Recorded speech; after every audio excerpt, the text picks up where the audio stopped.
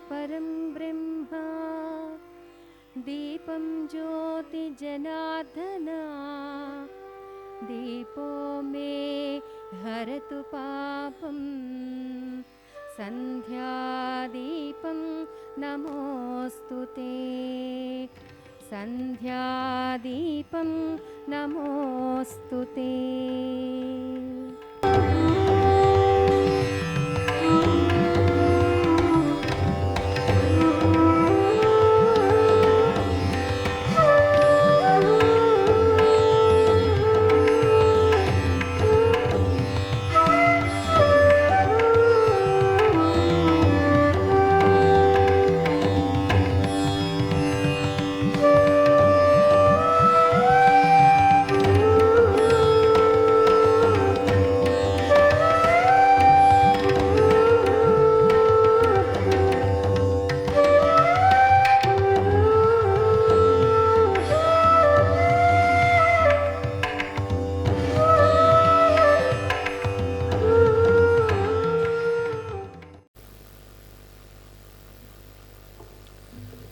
ఒడిలో నన్మరణించు తల్లిని ఒడిలో తల్లిని మహాయోగంబునం జోచుచున్ అమ్మా ఒడిలో నన్మరణించు తల్లిని మహాయోగంబునం జోచుచున్ జడుపున్ జంకును లేక స్తోత్రముల వాచా వీచికా రోచులన్ జడుపున్ జంకును లేక స్తోత్రముల వాచా వీచికా రోచులన్ గుడిలో గుండెలు మ్రోగినట్లు చదువన్ గుడిలో గంటలు మ్రోగినట్లు చదువన్ ఒడిలో నన్మరణించు తల్లిని మహాయోగంబునం జోచుచున్ జడుపున్ జంకును లేక స్తోత్రముల వాచా వీచికా రోచులన్ గుడిలో గంటలు మ్రోగినట్లు చదువన్ గుండెల్ కునారిల్ల కుండెడి ధైర్యం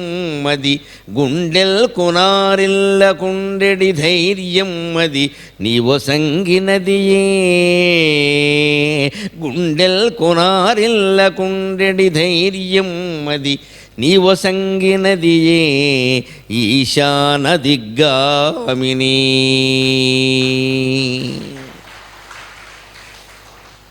జమదగ్ని మహర్షి చరిత్ర చెప్పబోతూ ఈ ప్రార్థన ఎందుకోసం అంటే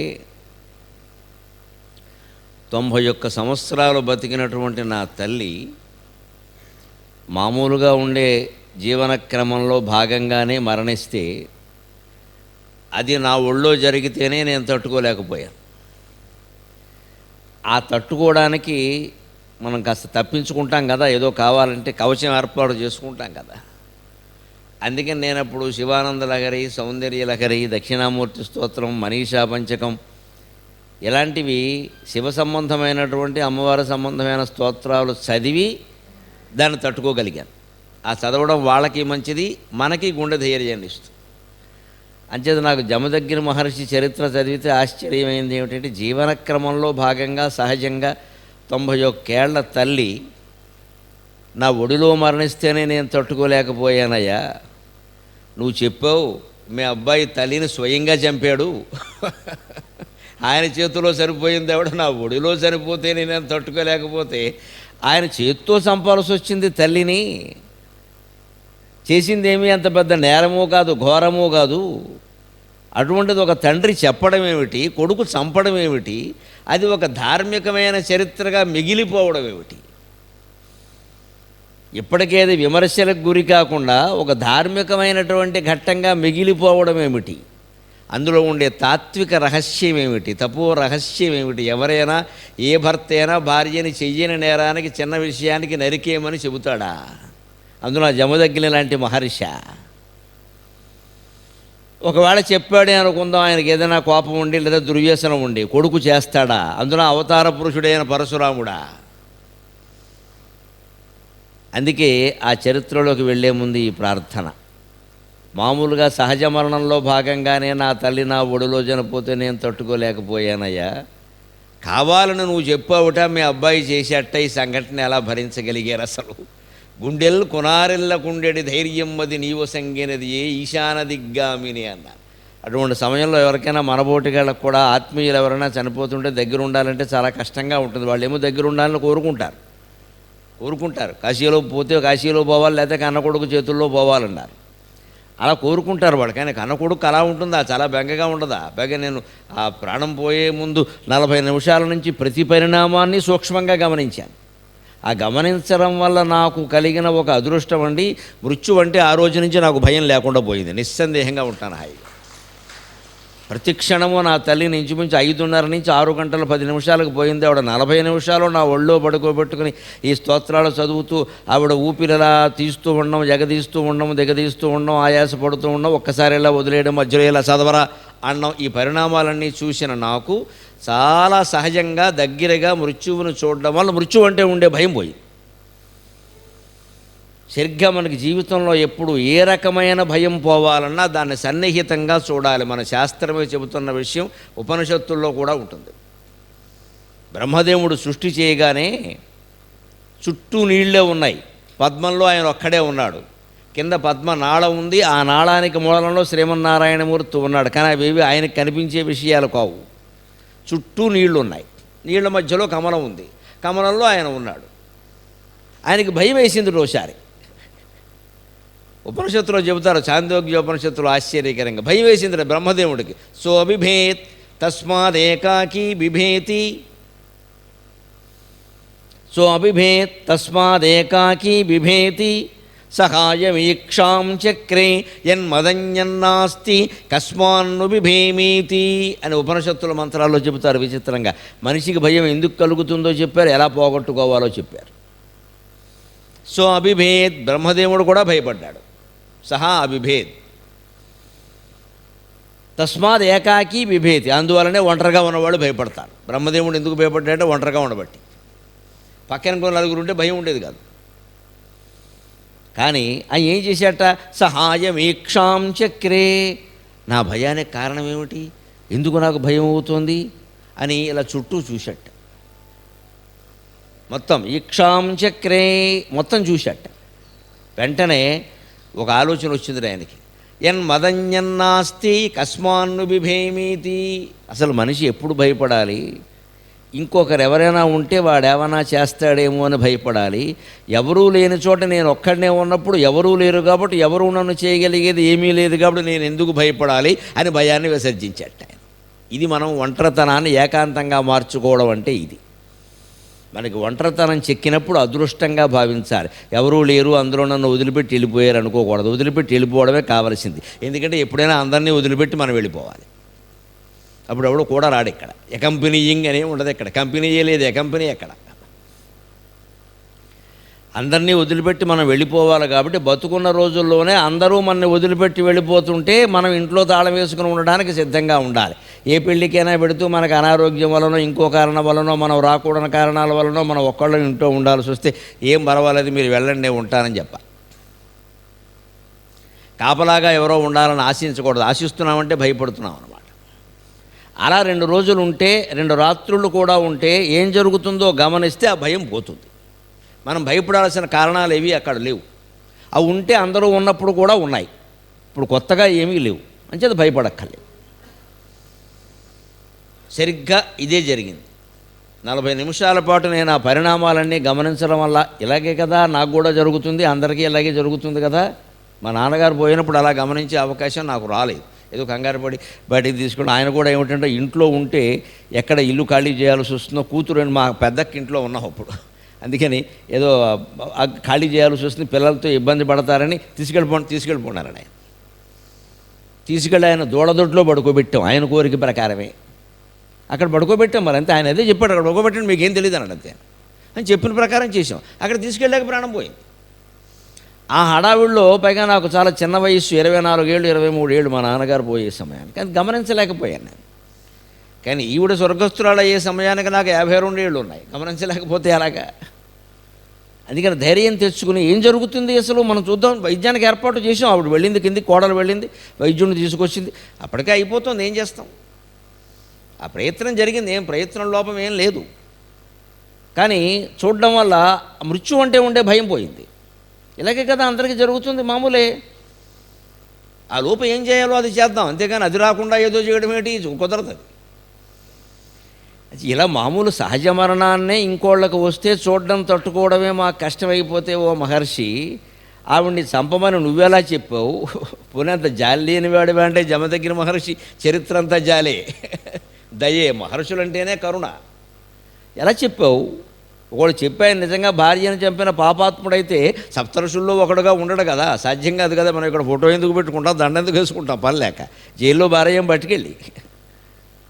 మరి చంపినటువంటి పరశురాముడినేమో అవతార పురుషుడు అన్నారు. ఏమిటి చరిత్ర? ఇది భారతీయ ఋషుల చరిత్ర.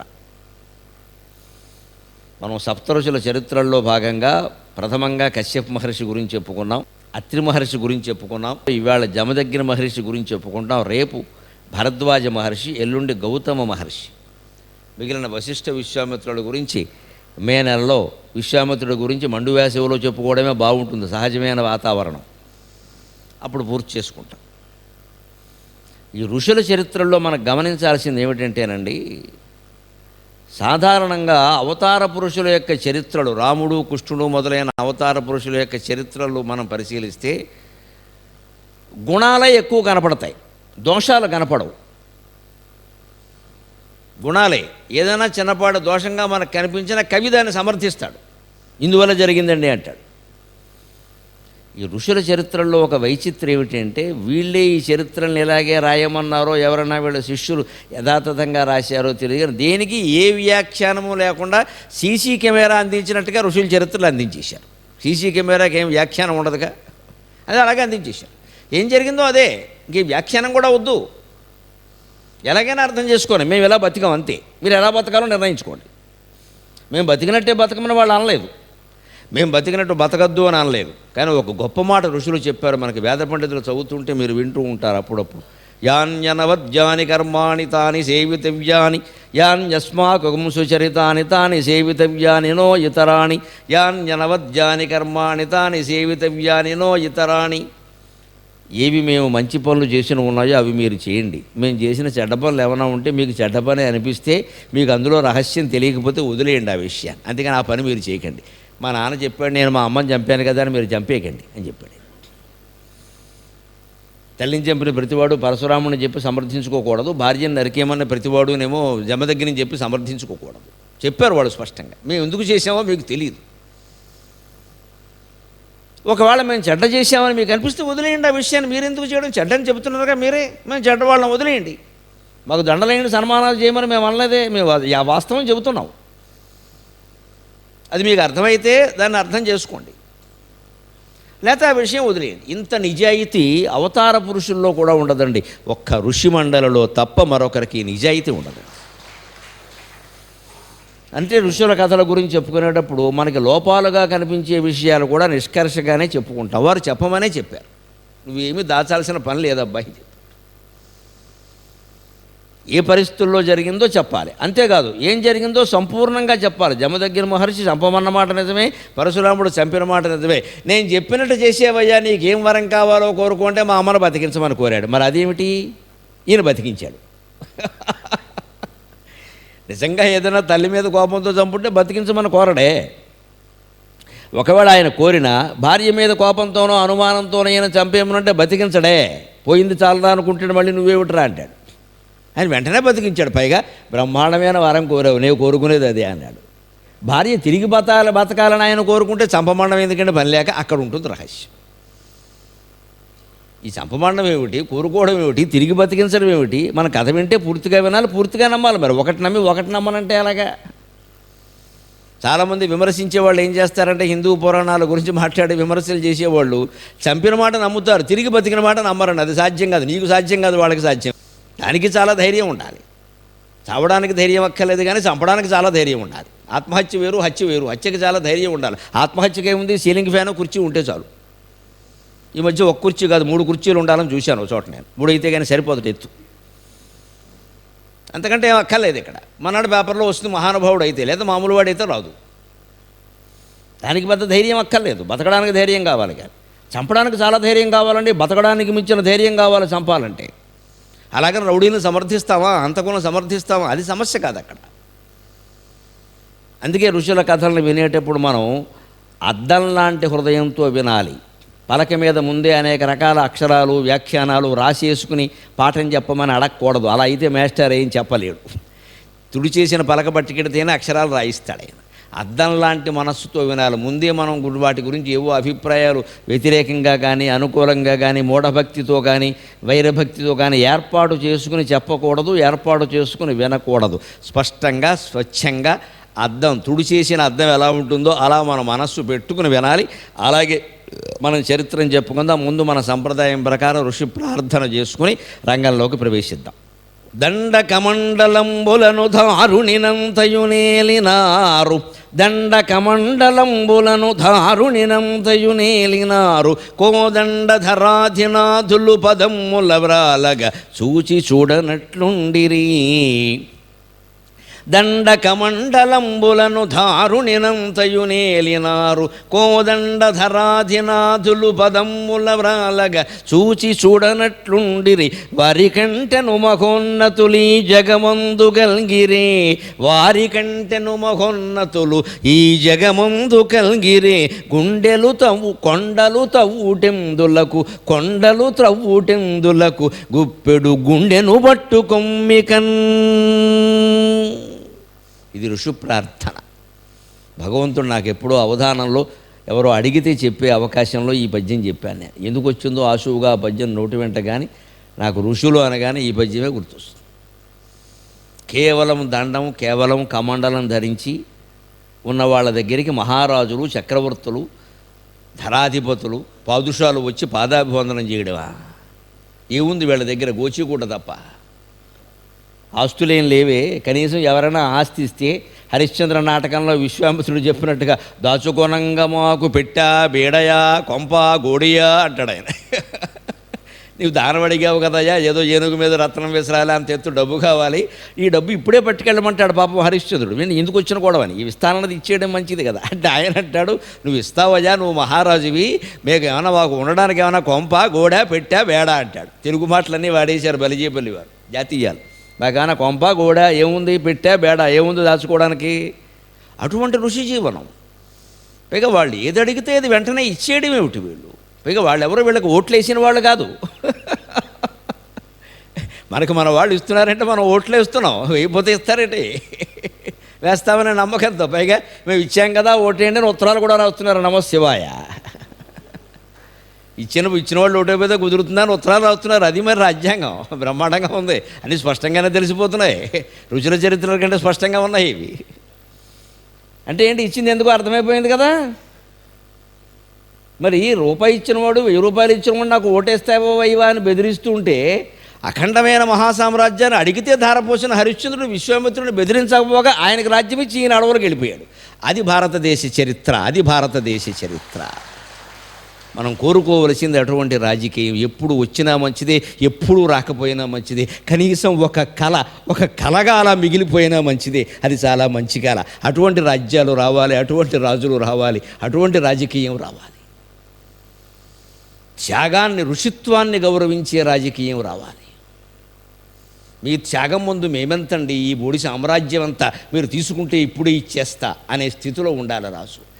ఈ ఋషి అంతకంటే మాకెందుకయ్యా, అన్ని సంసారాలే వదిలేసిన వాళ్ళం, సామ్రాజ్యాలు మాకెందుకయ్యా, నువ్వు బాగా పరిపాలిస్తే చాలులే అని ఆశీర్వదించే ఋషి సంపద మనకు కావాలి. అటూ త్యాగం, ఇటూ త్యాగం.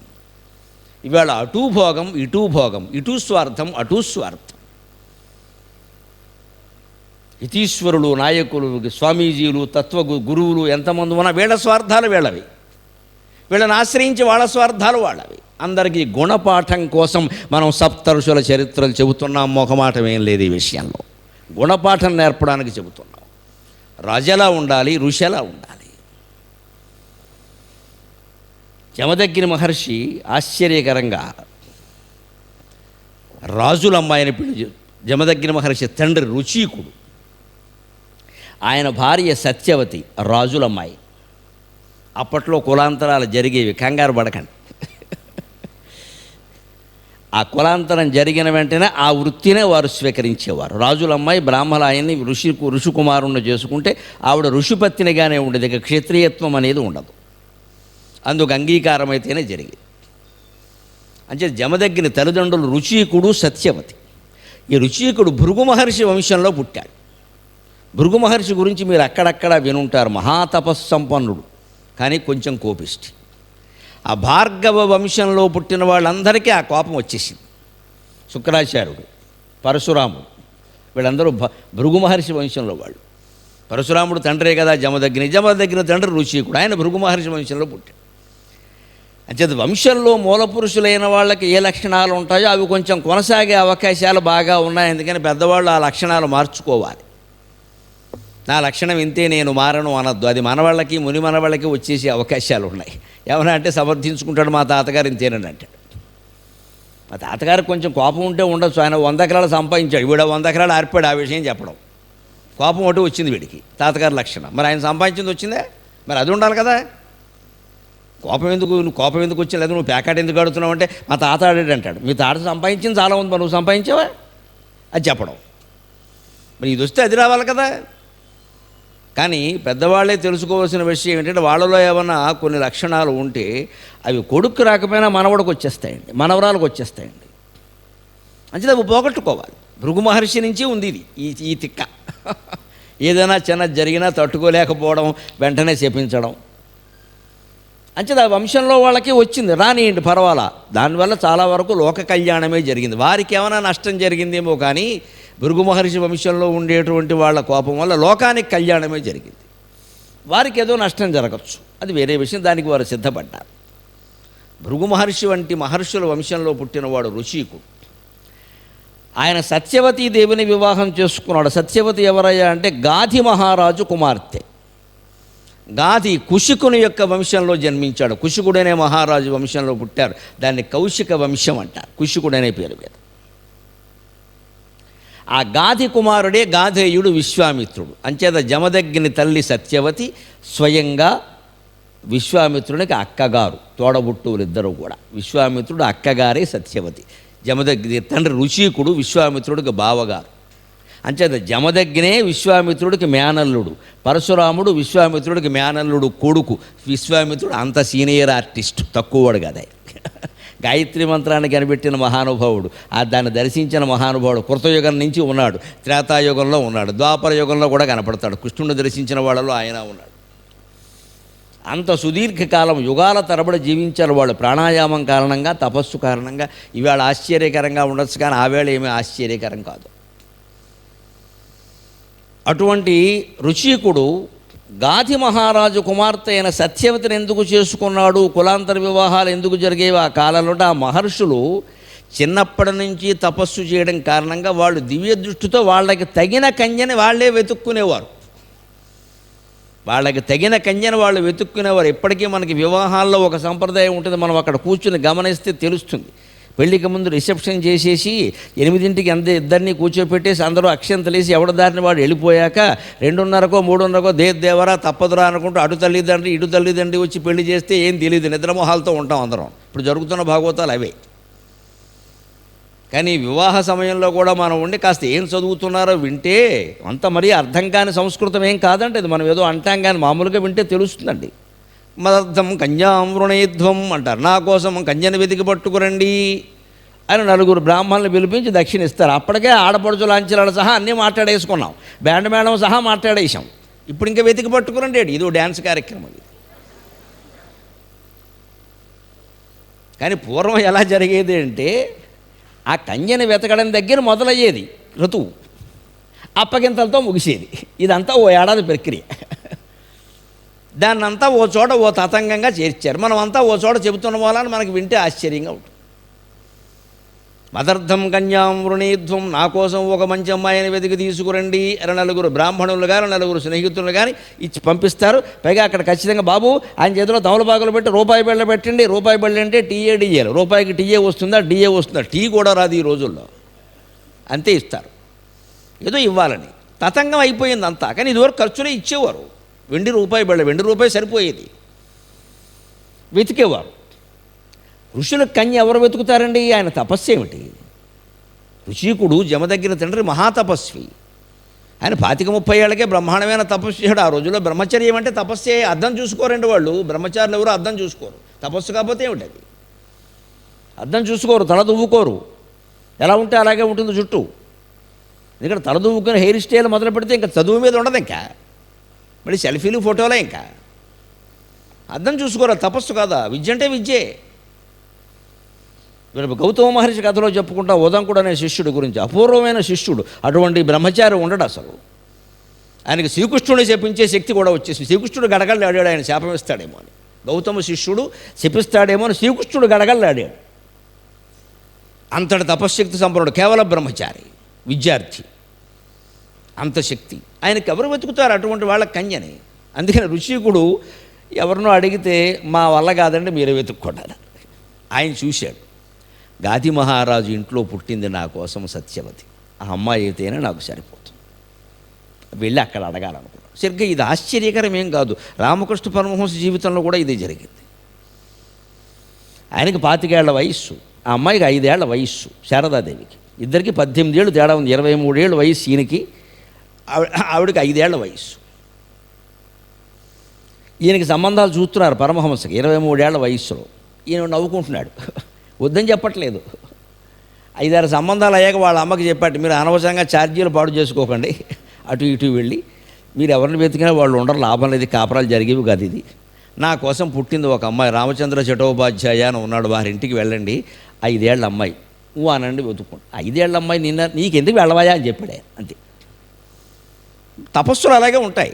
వీళ్ళు వెళ్ళారు. ఆశ్చర్యకరంగా తల్లిదండ్రి ఒప్పుకోవడమే ఆశ్చర్యమైతే ఆ పిల్లని 5 ఏళ్ళకి ఏం అడుగుతారు? ఆ పిల్ల కూడా ఈ పెళ్లి కొడుకు ఎవరో వచ్చారనగానే లోపలికి వెళ్ళి అమ్మా నేను ఆయనే చేసుకుంటానని చెప్పింది. దీనిళ్ళు బంగారంగాను. ఇది పూర్వజన్మ సంబంధం కాకపోతే ఏమిటిది? 5 ఏళ్ల అమ్మాయి చెప్పడం ఏమిటి? నేను ఆయనే చేసుకుంటా చెప్పేసింది. అంతే, ముడి పెట్టేశారు. పైగా పోనీ ఏమైనా కాపరం అంటారా దాన్ని? ఆవిడో గదిలో ఈయనో గదిలో, జీవితం అంతా అంతే. 33 ఏళ్ళకి ఆవిడ వితంతు అయింది, ఈయన వెళ్ళిపోయాడు. 33 ఏళ్ళు ఎప్పుడు భార్యాభర్తల సంగమమే లేదు. సంతానం సమస్య కాదు, సంగమమే లేదు. అది జరుగుతుందని ముందే తెలుసు. ఆవిడ 16 ఏళ్లకు వ్యక్తురాలే కాపురానికి రాగానే స్పష్టంగా శారదాదేవిని ఎదురుగా కూర్చోబెట్టి, నన్ను మాయలో ముంచడానికి వచ్చావా, నన్ను దాల్చడానికి వచ్చావా అంటే, మీరు ఏదనుకుంటే ఏదో జరుగుతుంది, మీ సంకల్పం నెరవేర్చడానికి వచ్చానని చెప్పింది ఆవిడ. అది శారదాదేవి. మీరు మాయలో మునగదలుచుకుంటే మునగండి, నేను పిల్లల్ని అంటాను, వద్దనుకుంటే మానేయండి, మీ ఇష్టం. మరి అది ముందే అనుకున్నవి కాకపోతే జరుగుతాయండి అలాగా. అవన్నీ ఏవో సైకలాజికల్ సమస్యల కింద మాట్లాడకూడదు, అర్థం లేకుండా. పూర్వజన్మ సంబంధాలు అవన్నీ కూడా. అందుకోసం పుట్టారు వాళ్ళు. అలాగే జరిగింది. ఎవరు గాడి తప్పలేదు. ఎన్నేళ్ళు బతికినా. ఆయనంటే 50 ఏళ్ళు బతికాడమ్మా, ఆవిడ 67 ఏళ్ళు బతికింది శారదాదేవి. ఎక్కడా గాడి తప్పలేదు. కాబట్టే రామకృష్ణ మఠం తాలూకు సన్యాసుల యొక్క వైభవం, ఆ మఠం యొక్క నీతి, నిజాయితీ, స్థిరత్వం ఇప్పటికి ప్రపంచమంతా అలాగే కొనసాగుతోంది. కారణం ఆ శారదాదేవి తపస్సు, రామకృష్ణ తపస్సు అంత గొప్పది. అది తరతరాలు కాపాడుతుంది. రకరకాల మఠాల మీద, స్వామీజీల మీద విమర్శలు వింటాం. రామకృష్ణ మఠానికి గురించి ఒక్క మాట మనం వినవండి ఎక్కడ. ఎందుకంత నిష్టగా వాళ్ళు ఉండగలుగుతున్నారంటే ఆ మహర్షుల తపస్సు, వివేకానందుని తపస్సు. అదంతే, ఆ సంకల్పాలు అలాగే ఉంటాయి. అలాగైనా గాది మహారాజు దగ్గర ఉంది అమ్మాయి, అక్కడ వెళ్ళి చేసుకుంటానని అడిగాడు, వాళ్ళు ఇచ్చారు. చేసుకున్నాక జరిగినటువంటి చిత్రాన్ని గమనించండి. మనుషుల మనస్తత్వాలు ఎలా ఉంటాయో, అసూయలు ఎలా ఉంటాయో, తల్లి కూతుళ్ళ మధ్యలో కూడా అసూయలు ఎలా ఉంటాయో, దానివల్ల జీవితాలు ఎలా మారిపోతాయో. అందుకే మహర్షుల జీవితాల్లో దేన్ని దాసరన్నీ చెప్పేస్తారు. ఋషికుడు సత్యవతిని వివాహం చేసుకున్న కొంతకాలానికి ఆవిడ 10 ఏళ్ళు ఎంతో కాపురం నడిచింది. ఆవిడ రోజు అడిగింది, ఏమిటిది, ఎంతకాలం ఇలాగ, సంతానం లేదు, ఏం అనుకోరా? ఆ ఋషులు అనుకునేవాళ్ళు కాదు, వాళ్ళు సంతానం కోసం సంభోగాల కోసం చేసుకోలేదు. అది శారదా రామకృష్ణ దాంపత్యాలు లాంటివి అవి కూడా. సరే దానికేముంది, నేను ఏమన్నా కాదన్నా, ఇప్పుడు నీకు సంతానం అమ్మాయా అబ్బాయా అని అడిగాడు ఆయన. అది ఊరికి లాటరీ వేసినట్టే. నీకు కావాలంతే కదా, ఇంతవరకు నువ్వు అడగలేదు కదా, ఏం కావాలి చెప్పు, అమ్మాయా అబ్బాయా, ఏదో ఊరికే మామూలుగా. అంత తపస్సంపరుడు ఆయన ఋషికుడు. అబ్బాయి కావాలి, మంచిది, అబ్బాయే కలుగుతాడు. కానీ మనబోటుగాళ్ళకి మామూలు కొడుకు LKG UKG చదివేవాడు ఎందుకు ఊరికే రెసిడెన్షియల్ స్కూల్లో ఫీజులు కట్టడానికి దండగా? అటువంటి వాడు మనకు అక్కల. మహాతపస్యాలి అయిన కొడుకు పుట్టాలి కదా, అంటే నేను యజ్ఞం చేయాలి, మళ్ళీ దీక్షలో ఉండాలి, ఆ యజ్ఞ ప్రసాదంగా ఒక చెరువు తయారు చేసి నీకు ఇస్తాను, అది నువ్వు సేవించాలి. మామూలుగా జరిగే స్త్రీ పురుష సంగమం మామూలే, దాని గురించి కాదు, కానీ ఇది సేవించాలి, దీనివల్ల చాలా ఉత్తముడైనటువంటి కుమారుడు కలుగుతాడు. తప్పకుండా మహర్షి, అందుకోసమే కదా మీకు చెప్పింది. చెబుతూ ఆవిడ ఏమంది, ఆడవాళ్ళకి సహజంగా వాళ్ళకో వరం ఇస్తే సరిపోదు. మా అమ్మకి, మా తమ్ముడికి, మా మామయ్యకి, మా పెద్దనాన్న పాపం నన్ను పెంచింది ఆయనే, మొత్తం సకుటుంబస్య సబాంధవస్య అని గుళ్ళో చదివినట్టే. ఈవిడ కొడుకు కలుగుతాడని చెప్పాడు ఊరుకో. ఆవిడ అలా కాదు, మా అమ్మ నాన్నకి సంతానం లేదు, ఏదో ఉన్నారు కానీ పుత్ర సంతానం లేదు, మా అమ్మకు కూడా కొడుకు కలగాలి. వాళ్ళ అమ్మ వయసు 60, ఈవిడ వయసు 20, అయినా సరే తపస్సులో అన్నీ సాధ్యమే. మా అమ్మకు కూడా మంచి కుమారుడు కలగాలి, వాళ్ళ రాజ్యం అరాచకం అయిపోతుంది అంటే ఏమన్నాడు, పోనీ అలాగే చేద్దాం, యజ్ఞం చేసి నేను 2 చెరువులు తయారు చేస్తాను. చెరువు అంటే మన ట్యాంక్ చెరువు కాదు, చకార అకారాలు చెరువు అంటారు, యజ్ఞంలో వాడతారు. చెరువు పురోడాశం అని యజ్ఞంలో తయారు చేస్తారు, ప్రత్యేకం అన్నం ముద్దలు లాంటివి. మామూలు బియ్యంతో చేస్తారు, బార్లీ గింజలతో చేస్తారు, గోధుమలతో చేస్తారు, రకరకాలుగా చేసేవి. అది కూడా కామ్యం, ఏ కోరిక కోరారు అనే దాన్ని బట్టి అది ఉంటుంది. అది చాలా పవిత్రమైంది. అక్కడికి ఏవి జంతువులు రాకుండా చూస్తారు, యజ్ఞేశ్వరుడికి సమర్పిస్తారు, దాన్ని హవిస్సుగా సమర్పిస్తారు. ఆ ప్రసాదాన్ని దంపతులకు ఇస్తే వాళ్ళు పుత్రకామేష్టి అంటే పుత్రుడు పుడతాడు, లేదు రాజ్యం కావాలంటే రాజ్యం వస్తుంది, ధనం కావాలంటే ధనం వస్తుంది, ఏం కావాలంటే అది వస్తుంది. దానికేముంది, మీ అమ్మగారికి కూడా సంతానం కలిగేలా చేద్దాం, వాళ్ళని పిలిపించు, యజ్ఞం 1 వారం రోజులు పడుతుంది, అయ్యే సమయానికి ఆవిడ్ని పిలిపించు, పర్వాలేదు. ఈవిడ పుట్టింటి కబురు చేసింది, ఆనందంగా తల్లి తండ్రి కూడా వచ్చేశారు. గాది మహారాజు గారు ఆయన భార్య కూడా వచ్చేశారు. వచ్చి ఇక్కడ ఉన్నారు. ఈయన యజ్ఞం చేశాడు, 2 చెరువులు తయారు చేశాడు. మరి ఎందుకంటే ఆవిడకు పుట్టవలసిన కొడుకు లక్షణాలు వేరు, వాళ్ళు క్షత్రియులు కదా. ఈయన బ్రాహ్మణుడు, ఋషి, ఈయనకి ఋషికుమారుడు లాంటి వాడు పుట్టాలి, కాబట్టి ఇది వేరు. అందుకని 2 చెరువులు, 2 ప్రసాదాలు లాంటివి తయారు చేసి 2 దొన్నెల్లో పెట్టి భార్యకి ఇచ్చాడు. ఇది జాగ్రత్త, దీని మీద కావాలంటే నెంబర్లు వేసుకోండి, స్టిక్కర్లు వేసుకోండి, ఓ దానికి మాస్క్ పెట్టండి, ఓ దానికి పెట్టకండి, ఏదో చేసుకోండి, కానీ ఇది నువ్వు సేవించాలి, ఇది మీ అమ్మ సేవించాలి, చూసుకోండి, తారుమారు తక్కరమారు అయితే నేనేం చేయలేను అని చెప్పాడు. ఈవిడ కూడా అంతకంటే శ్రద్ధగా జాగ్రత్తగా కుడి చేతిలో ఒకటి ఎడం చేతిలో ఒకటి, ఇది నాది, ఇది మా అమ్మది, ఇది నాది, ఇదే 10 సార్లు అనుకుంటే వచ్చే ఇబ్బంది ఏంటంటే అటు ఇటు అవుతాయి. అనుకోకూడదు, ఓసారి అనుకుని వదిలేయాలి దానికి. ఇది నాది, ఇది ఏదేదో తెలియదు చివరికి. అన్నిసార్లు అనుకోకూడదు, అతిగా జ్ఞాపకం పెట్టుకునే ప్రయత్నం చేస్తే అసలే మర్చిపోతాం. అవసరమైతే ఓ చోట రాసేసుకోవాలి. అయితే ఆయన చెప్పినట్టు ఓ మార్క్, ఓ గీత ఏదో గీసేయాలి, అదో గదిలో ఇదో గదిలో పెట్టేయాలి, ఏదో చెయ్యాలి. ఈవిడ ఇది నాది, ఇది అమ్మది, ఇది నాది, ఇది అమ్మది అనుకుంటూ వెళ్ళి 2వ గదిలో పెట్టింది. చెప్పింది, ఏ జంతువులు ముట్టుకోకుండా చూడండి, ఎవరు వెళ్ళకండి, జాగ్రత్తగా ఉండండి అని చెప్పాడు ఆయన. అంతేకాదు ఆయన ఆ గదిలో పడుకున్నాడు కూడా, తేడా వస్తుందని తల్లికి చెప్పింది ఈ విషయం. చెప్పేటప్పుడు ఏం చేసింది, మా ఆయన నీ కోసం ఒకటి నా కోసం ఒకటి తయారు చేశారమ్మా, నేను పొద్దున లేచాక స్నానం చేశాక చెప్తాను, మనం చేసే నిత్య పూజ ఏదో చేసుకుని అప్పుడు వెళ్ళి ఇద్దరం చెరువుటి సేవిద్దామంటే, చాలా చక్కని దానమమ్మ, నా కోసం కూడా అడిగావు తల్లి, ఎవరుంటారు ఎలాగా, నువ్వు చిన్నదానమేనా, నీకు నమస్కారమే అని దేవుడు. ఇద్దరూ పడుకున్నారు. అర్ధరాత్రి పూట ఈవిడికి పుట్టకూడని ఆలోచన పుట్టింది. ఖచ్చితంగా వీళ్ళ ఆయనకి వీళ్ళ ఆవిడంటే ప్రేమ ఉంటుంది, కానీ నేనంటే ఎందుకు ప్రేమ ఉంటుంది, అందుకని బాగా గట్టి కొడుకు పుట్టేలాగా అక్కడ ఏదో చేసి ఉంటాడు, నాకెవడో అనాకాణిగాడు పుట్టేలా చేసి ఉంటాడు. ఎవరికైనా వాడి పెళ్ళాం మీద ఉంటుంది, కానీ అత్తగారి మీదను మామగారి మీద ప్రేమలు ఉంటాయా?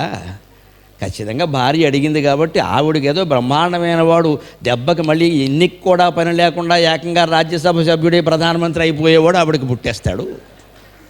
ఎక్కడ ఎన్నికవ్వాల్సిన అవసరం లేకుండా ఈ దేశాన్ని ఒక రాజ్యసభ సభ్యుడు 10 ఏళ్ళు పరిపాలించాడు. అందుకని అలా అయిపోయేవాడు ఆవిడకి పుడతాడు. నాకెవడో పంచాయతీ సర్పంచో ఉప సర్పంచో లాంటి వాడు ఒకడు పుడతాడు, అది కూడా గెలవలేక ఓటుకు 5,000 ఇచ్చేవాడు. ఎందుకు వచ్చింది, ఇది ఏదో జరిగే ఉంటుందని ఈవిడ కూతురికి కేటాయించిన చరువు మింగేసేది. నమ శివాభ్యాం నవ యౌవనాభ్యాం. ఇది మనుషుల ప్రవృత్తి, మనం గ్రహించాలి ఎవరి చరిత్ర నుంచి అయినా. పెద్దలు ఒక నియమాన్ని పెట్టి చెప్పినప్పుడు మన రాగద్వేషాలకు అతీతంగా ఆ నియమం ప్రకారం నడుచుకోవాలి తప్ప మన సొంత ప్రవృత్తిని అక్కడ ఉపయోగించకూడదు. మొత్తం జీవిత చరిత్రలు, దేశ చరిత్రలన్నీ ఇక్కడే తప్పుదారి పట్టేసాయి. మనుషులు అడ్డగోలుగా ఒక వేలు పెట్టి కెలక్కపోతే అందరి జీవితాలు బాగానే ఉంటాయి. ఎలా నడవాలో అలా నడిచే విధంగా బ్రహ్మదేవుడు రాసేసాడు, అయిపోయింది, నడిచిపోతుంది. అది మనం కెలక్కుండా ఉంటే చాలు. అలా అయితే అలాగా అని కెలుకుతాం, ఆ కెలిగింది కొంపలు అడ్డుకుపోతుంది. ఇక్కడ మా అహం అంటారు దీన్ని. అహంకారం కాదు ఇది. ఆ తల్లికి అహంకారం లేదండి, కేవలం ఒక మాయలో పడింది. ఆవిడ ఏమనుకుందంటే ఆవిడకి ఏదో గొప్పది, మొత్తం మీద భార్యకి చేయడం ఏమిటి, చేసే ఉంటాడు. అది మనం తీసుకుంటే ఆ కొడుకు మనకి అంటే కూతురికి గొప్పవాడు పుట్టడం, తనకి మామూలు వాడు పుట్టడం కూడా తల్లికి కష్టంగా ఉందమ్మా. ఇప్పుడు మీరు తల్లి ప్రేమ గురించి ఏం చెబుతారో చెప్పండి. లోకంలో ఏ ప్రేమ నిజం కాదు, అన్నీ స్వార్థం మీదే ఆధారపడతాయి. యాజ్ఞవల్క్యుడనే మహర్షి మైత్రేయి అనేటువంటి తన భార్యకి చెబుతాడు, నవారే మైత్రేయి పత్యుః కామాయ పతిః ప్రియో భవతి ఆత్మనస్తు కామాయ పతిః ప్రియో భవతి నవారే మైత్రేయి జాయాయే కామాయ జాయా ప్రియా భవతి ఆత్మనస్తు కామాయ జాయా ప్రియా భవతి నవారే మైత్రేయి పుత్రస్య కామాయ పుత్రః ప్రియో భవతి ఆత్మనస్తు కామాయ పుత్రః ప్రియో భవతి నవారే మైత్రేయి విత్తస్య కామాయ విత్తం ప్రియం భవతి ఆత్మనస్తు కామాయ విత్తం ప్రియం భవతి నవారే మైత్రేయి సర్వస్య కామాయ సర్వం ప్రియం భవతి ఆత్మనస్తు కామాయ సర్వం ప్రియం భవతి ఆత్మా వా అరే జ్ఞాతవ్యో మంతవ్యో శ్రోతవ్యో ద్రష్టవ్యో నిదిధ్యాసితవ్యః అని స్పష్టంగా చెప్తారు. ఎవరిని లోకంలో ప్రేమించినా స్వార్థమే. నీకోసం నిన్ను ప్రేమిస్తున్నాను అంటే ఇంతకంటే అబద్ధం ఇంకోట్లేదు. వాళ్ళ కోసమే మనని ప్రేమిస్తారు, మన కోసం ప్రేమిస్తున్నట్టు చెప్పి మనని మాయలో పడేస్తారు. భార్య అయినా ఇంతే, భర్త అయినా ఇంతే, కొడుకైనా ఇంతే, ఎవరైనా ఇంతే. ఇది యాజ్ఞవల్కుడు చెప్పాడు. ఎన్నో కథల్లో రుజువైంది, ఇప్పుడు కూడా రుజువు అవుతుంది. అంచేది ఎవరి ప్రేమని మనం మనకేదో బొంగి బోర్లా పడేస్తారనుకోవడం పొరపాటు. వాళ్ళ స్వార్థం కొంత ఉంది. భార్య భర్తని ప్రేమిస్తోంది అంటే తన కోసమే, భర్త కోసం కాదు అని చెప్పాడు స్పష్టంగా. అలాగే భర్త భార్యని ప్రేమిస్తున్నాడు అంటే తన కోసమే, తనకు సౌఖ్యాన్ని ఇస్తోంది కాబట్టి, లేదా తన పరువు నిలబెట్టింది కాబట్టి, తనకేదో చాకిరీ చేస్తోంది కాబట్టి. ఎవరినైనా అడగండి, మీ భార్యను మీరు ఎంత ప్రేమిస్తున్నారు అంటే, నా సంగతులన్నీ ఆవిడే చూసుకుంటోందండి. చూడకపోతే మానేస్తాడు ప్రేమించడం. ఉంది దేరది ఒక షరతు ఉంది. నా సంగతులన్నీ ఆవిడే చూసుకుంటోంది అంటున్నాడంటే అన్ని సంగతులు ఆవిడ చూసుకోవడం మానేస్తే ఈయన వేరే సంగతి చూసుకుంటాడు. నేను భార్య కాబట్టే ప్రేమిస్తున్నాను ఎవడో అనలేడండి, తెలియదండి ఆ విషయం. అక్కడ అనడండి, ఖచ్చితంగా ఏవో చెబుతాడు. మీ ఆయన అంటే మీకు ఎందుకమ్మా అంత ప్రేమ అంటే, ఎంత ప్రేమ అండి నేనంటే అంత ప్రేమ ఉంది కాబట్టి ప్రేమిస్తున్నాడు, లేదా వదిలేస్తావు. నేను ప్రేమిస్తున్నాడు కాబట్టి ప్రేమిస్తావు, అది షరతయింది. అంచేత మొత్తం ప్రేమలన్నీ షరతులతో కూడినవి. ఈ విశ్వం అంతటిని ఎవరు ప్రేమించగలుగుతారో వారొక్కరే నిజమైన ప్రేమికులు, వారొక్కరే నిజమైన ప్రేమికులు. నేను వారిని ప్రేమిస్తున్నా, వీరిని ప్రేమిస్తున్నా అంటే అది ప్రేమ కాదు, ఇష్టం. ఈ విశ్వం అంతటినీ ప్రేమిస్తున్నా అంటే అది ప్రేమ. వాళ్ళు ఋషులు, మన ఊరికే మామూలు మనుషులు. ఇక్కడ ఋషి భార్యలు ఎలా ఉన్నారో చూడ. ఒక చక్రవర్తి భార్య, ఒక ఋషి భార్య. ఈవిడేమో కూతురు పాపం తన స్వార్థం కోసం ఆలోచించకుండా తల్లి గురించి కూడా ఆలోచించి కోరింది. ఆవిడ తల్లి అలా ఆలోచించింది, ఏదో ఇందులో పెట్టేసి ఉంటాడు, ఆయన కొద్దిగా పాయసం పోసేసి ఉంటాడు, అది మనం సేవిస్తే ఆ గొప్పవాడు ఎవడో మనకు కడుగుతాడు కదా. అర్ధరాత్రి లేచి పడుకున్న జమదగ్గిర మహర్షి కళ్ళు కూడా కప్పేసి ఇవిడు మింగేసి.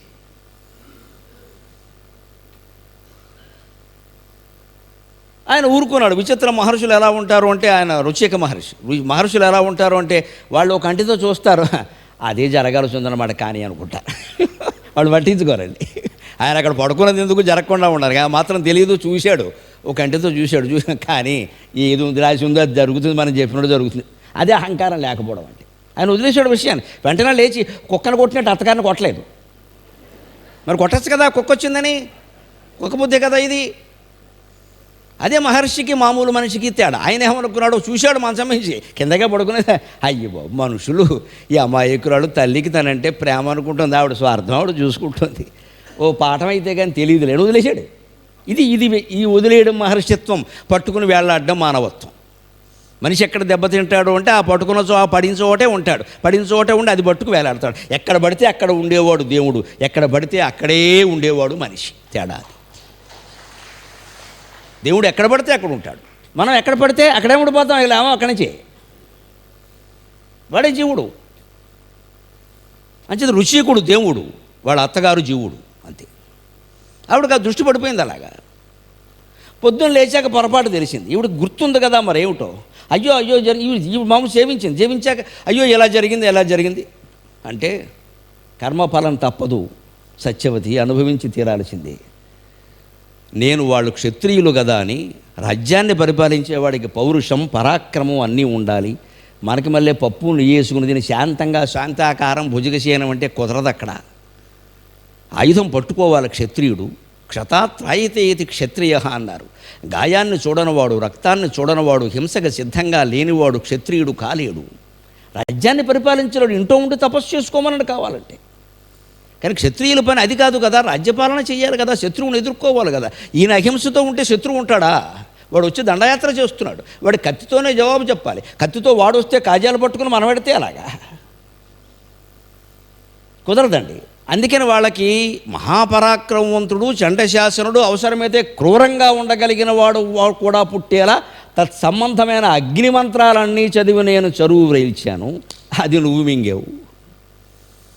మనకి బ్రాహ్మణుడు, నేను రుచికుండి నాకు నాలాంటి వాడు పుట్టాలనుకున్న శాంత పురుషుడు పుట్టాలని నేను ఆ శాంతి మంత్రాలన్నీ శాంతి సూక్తం చదువుతూ చరువు ఇలా వేలు తిప్పుతూ వ్రేల్చాను, తయారు చేశాను. అది మీ అత్తగారు మీ అమ్మ మింగింది. అందుకని ఆవిడకి శమదమాది గుణాలు కలిగిన వాడు పుడతాడు, నీకు క్రూరుడైన కుమారుడు పుడతాడని నేనేం చెప్పలేను అనేసరికి పాపం భార్య కాళ్ళ మీద పడి ఏడిచిందండి. స్వామి పొరపాటు జరిగింది, నా తల్లి చేసింది, నేనేం చేయను. నేను ఆవిడని ఎంతో ప్రేమించాను, ఆవిడ నన్ను అనుమానించింది, ఏం చేయింది దీనికి? ఏదన్నా పరిహారం చెప్పండి. మా అమ్మ అదృష్టవంతురాలు, మంచివాడు పుడతాడని చెప్పారు, మీరు తపస్సంపన్నుడు పుడతాడని చెప్పారు. అదృష్టవంతుడు నా కడుపుని ఈ క్రూరాత్ముడు పుట్టేస్తే, ఉగ్రవాది లాంటి వాడు, తీవ్రవాది లాంటి వాడు పుట్టేస్తే వీడు కాశ్మీర్ సరిహద్దులోకి వెళ్ళిపోతానంటే నేనేం చేయాలి అక్కడ? అందుకని నాకు ఏదైనా ఉపాయం చెప్పండి అని కాళ్ళ మీద పడితే మహర్షులు వజ్రాదపి కఠోరాణి మృదువుని కుసుమాదపి లోకోత్తరాణం చేతాంసి కోహి విజ్ఞాతుమర్హతి అంటాడు ఉత్తరరామ చరిత్రలో. భవభూతి మహర్షి అంటాడు, భవభూతి మహాకవి అంటాడు. మహాత్ముల యొక్క మనస్సులు ఎలా ఉంటాయంటే ఒక్కోసారి వజ్రం కంటే కఠినంగా ఉంటారు, వెంటనే పువ్వు కంటే కోమలంగా మారిపోతారు. వాళ్ళని ఆ కాశీపు వదిలేయాలమ్మా. ఇంట్లో మహానుభావులు ఎవరైనా కాస్త జ్ఞానం ఉన్నవాళ్ళు, ఆధ్యాత్మిక జ్ఞానం ఉన్నవాళ్ళు ఉంటే వాళ్ళు ఎప్పుడైనా కోప్పడితే దయచేసి ఎదురు తిరక్కండి, వదిలేయండి. పోనీ వాడు మూర్ఖుడు అనుకుని వదిలేయండి, వాడికి ఎదురు తిరక్కండి అమ్మ. వాడు మంచి అంటే అవుతుందో అవుతుందో, చెడ్డ అంటే మాత్రం జరుగుతుంది వెంటనే, వాడు జోలికి వెళ్ళకండి, వాడు వదిలేయండి ఆ విషయాన్ని. ఓ రోజు వదిలేస్తే వాడు ఊరుకుంటాడు. అంతేకాని అప్పుడే మనం తగాదా పెట్టుకున్నాం అనుకో, ఆ గాయత్రి మంత్ర జపం కారణంగా, ఆ తపస్సు కారణంగా, సంధ్యావందనాల కారణంగా ఒళ్ళు మండి ఏదన్నా అంటే అది జరుగుతుందండి వెంటనే. అందుకే అటువంటి వదిలేయాలి.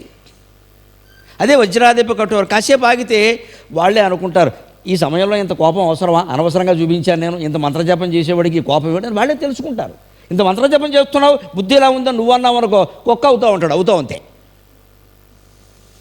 వాడు అంతవరకు చేసిన మంత్రజపం ఎందుకు ఉపయోగపడిందంటే మనకు ఒక్క జన్మ రావడానికి ఉపయోగపడింది. అది వాడికే వదిలేస్తే వాడే పశ్చాత్తాపడతాడు. అందుకని వెంటనే జాలిపడ్డాడు మహర్షి.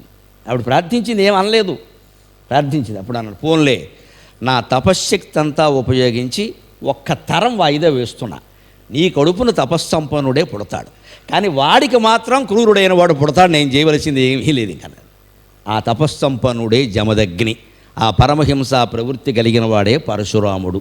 మహర్షులు ఏదైనా చేయగలరు. తపస్సు అందరికీ ఉన్నా సరే పరమశురాముని యొక్క క్రూర ప్రవృత్తి ఏమిటో మనకి తెలుసు. అంచేత ఈవిడ కడుపుని తపశ్శక్తి సంపన్నుడైనటువంటి ఋషికుడు ఒక తరం వాయిదా పడేలా చేసినట్టు దోషం జరిగినా కూడా పరిహారం ఉంటుంది, కంగారు పడిపోక్కర్లేదు. అయితే ఇది మహర్షుల తపస్సు వల్ల ఉంటుందమ్మా, రంగురాళ్ళు పెట్టుకోవడం వల్లను అంకెలు అక్షరాలు మార్చడం వల్ల ఉండదు.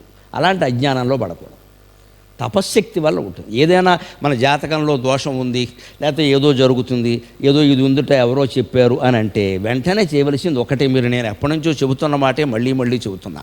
ఆ భయం కలిగినప్పుడు ఎప్పుడైనా సరే నమ శివాయ, నమో నారాయణాయ, శ్రీమాత్రే నమః ఏదో ఒక మంత్రాన్ని ఎన్నుకుని నిరంతరం జపించండి. కనీసం ఆ దోషం ఎంతకాలం ఉంటుందని వారు చెప్పారో అంతకాలం జపించండి.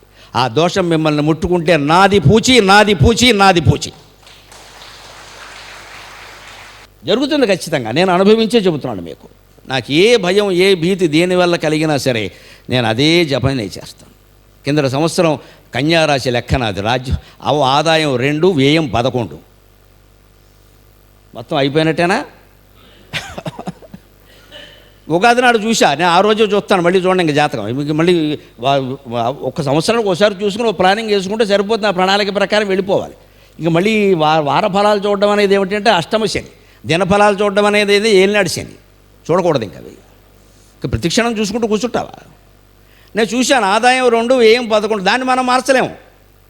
ఓ మంచిది, ఈసారి వ్యయాలు తగ్గించుకుందాం, ఆదాయం ఎలాగో మనం పంచలేం ఇంకా అని ఆ విషయాన్ని వదిలేసి నా జపం నాది పంచాక్షర జపం నిరంతరం నమశివాయ నన్ను కాపాడుతున్నది ఆయనే. అందుకని ఆ నమశివాయ జపం నేను కింద సంవత్సరం శార్వరనామ సంవత్సరం ఉగాది నుంచి ఈ రోజు వరకు ఏ రోజు మానలేదు. పడుకున్నా సరే, లేచినా సరే, ఎలా ఉన్నా సరే ఈ మాట ఆగిందంటే అప్రయత్నంగా నా మనస్సు అందులోకి వెళ్ళిపోతుంది. ఆ జపం చేశా. ఈ సంవత్సరంలో ఎక్కడా నాకు ఆదాయం 2, వ్యయం 11 కనపడలేదండి. మీరు ఏం అనుకోనంటే ఆదాయం 11, వ్యయం 2 అయింది ఖచ్చితంగా. తారుమార్ తక్కరమార్ దేవుడు అంటే అది. మనం అసలు దేవుళ్ళని నమ్మం. ఈ ఊరికే గ్రహాలు గోళిక్కాయలను నమ్ముకుంటాం ఇక్కడ మనం. అసలు పరమాత్మను వదిలిపెట్టేసాం. ఆదిపరాశక్తిని, అనంతకోటి బ్రహ్మాండ నాయకురాలని వదిలేసాం మనం. ఇక ఈ చిల్లర దేవుళ్ళు అందరం ఉంటారే, చెట్టు కింద పసుపు రాసేసి బొమ్మరాళ్ళు, వాళ్ళని పట్టుకున్నాము గొడవ చేస్తూ ఉంటాం ఇక్కడ. ఈ దేవుడు వీళ్ళందరూ నువ్వు కాదు, వీళ్ళందరూ మీరు పుట్టించుకున్నారు వీళ్ళందరినీ. అసలు దేవుడు వేరే. ఆ దైవం మనలోనే ఉంది. నువ్వు జపం చేస్తే చాలు, ఇంకేం అక్కర్లేదు. అది చేయడానికి మనకు బద్ధకం. ఎక్కడికో వెళ్ళి పూజ చేసేస్తే, ఎక్కడికో వెళ్ళి రాహుకేతు దోషం నిమిత్తం ఏదో చేసేస్తే అమ్మయ్య వదిలిపోయింది, మన పేకాట మనం వాడుకోవచ్చు. మనకు ఆ పేకాట దృష్టి.